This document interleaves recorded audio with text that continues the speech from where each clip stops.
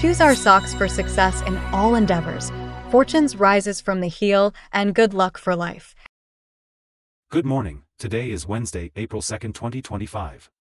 Today in history, 220 years ago, Danish author Hans Christian Andersen was born. Renowned for timeless tales like The Steadfast Tin Soldier, The Little Mermaid, Thumbelina, The Little Match Girl, The Ugly Duckling, and The Emperor's New Clothes, Andersen's works have been translated into over 150 languages. His literary legacy continues to captivate audiences of all ages, earning him the title, the son of children's literature in the world. Welcome to today's Ching Chow Morning News. Let's start with political updates.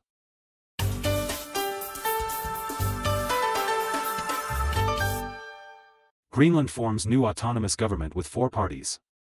According to Reuters and Xinhua News Agency, on March 28, 4 political parties in Greenland signed a coalition agreement to form a new autonomous government. These parties hold 23 of the 31 seats in the autonomous parliament. The Greenland Democratic Party, which won the most seats, appointed its leader Nielsen as prime minister. Nielsen called for unity among all parties in the face of threats from the U.S. Trump administration. Reports indicate that Trump has repeatedly threatened to annex Greenland and is considering increasing military presence there.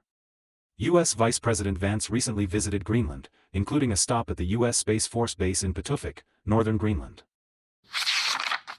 Millions in Turkey support Imamoglu as presidential candidate. According to AFP, Turkey's main opposition party, the Republican People's Party, recently held a primary election with about 15 million voters. Over 13 million non-party voters supported Imamoglu as the Republican People's Party's presidential candidate. Imamoglu, the leading political opponent of Turkish President Erdogan, originally planned to challenge Erdogan in the 2028 presidential election. However, he was recently detained by police on charges such as corruption, and his mayoral position was suspended. The authorities' actions against Imamoglu have sparked widespread public protests, with many viewing it as political persecution.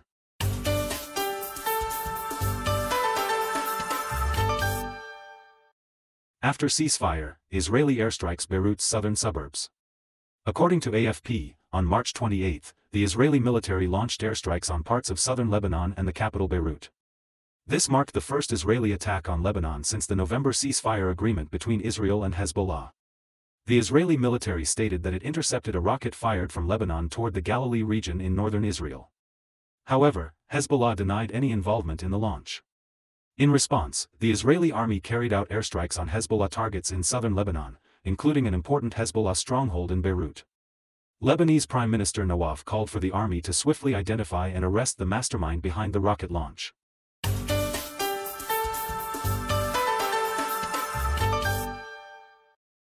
"50% of America's richest families control 97.5% of national wealth." According to the latest data from the Federal Reserve, by the end of 2024, the richest half of American households will own about 97.5% of the country's wealth, while the other half will hold only 2.5%. Among them, the 133,000 American households in the top 0.1% have seen their net wealth increase by more than $6 trillion, primarily due to the surge in company stocks and mutual fund stocks. This group holds about a quarter of all U.S. stocks, with stocks accounting for nearly half of their wealth and private company shares making up about 1/5. Households closer to the bottom of the wealth ladder tend to have a higher share of real estate in their wealth.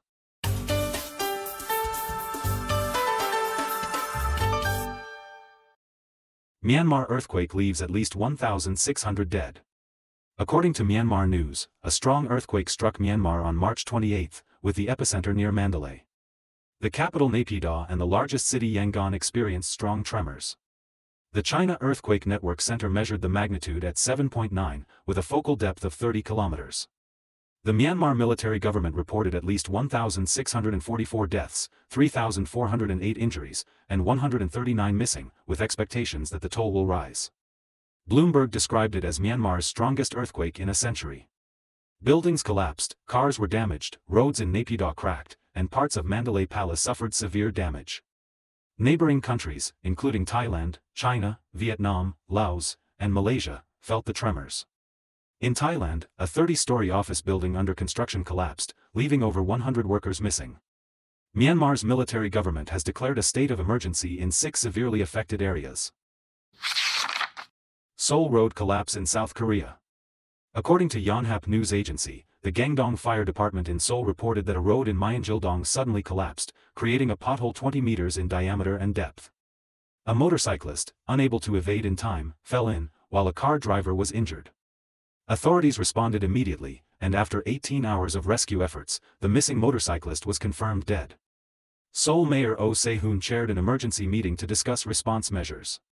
The city plans a joint investigation with experts and relevant agencies to determine the cause.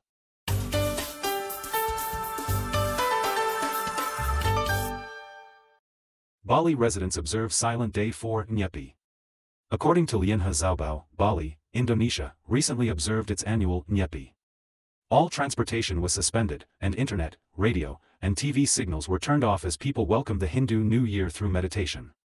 Before Nyepi, Hindus across Bali perform purification rituals at beaches, lakes, or holy water temples. On the eve of Nyepi, a grand parade is held where giant statues symbolizing evil are burned to dispel spirits and bring hope. On Nyepi, residents follow traditions of no going out, no working, no entertainment, and no fire.